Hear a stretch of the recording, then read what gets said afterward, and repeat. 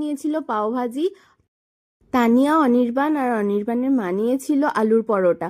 সবকটা আইটেমই ভীষণ টেস্টি ছিল আর কোয়ালিটিও প্রাইস আন্দাজে ভীষণ ভালো ছিল। তোমরা গেলে এই স্টলটা থেকে ট্রাই করতে পারো। আর আলুর পরোটার সাথে স্যালাড, দই এগুলোও সার্ভ করছিল। আলুর পরোটাটা এত বড় ছিল, একজনের পক্ষে খাওয়া পসিবল ছিল না।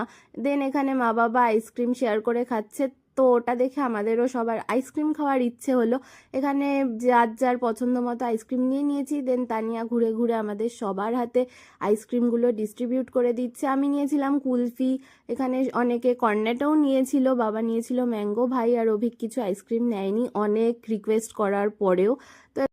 তো এখানে যে যা আইসক্রিম নিয়েছি সেটাই এনজয় করে খাচ্ছিলাম। আর প্রচণ্ড গরম ছিল যেহেতু আগস্ট মাসে গেছিলাম। দেন এখানে আমি আর তানিয়া একটু আইসক্রিম নিয়ে ফটো তুলে নিয়েছি। তো এই ব্লগটাই অবধি থাকছে, নেক্সট ভিডিওতে দেখা হচ্ছে, টাটা।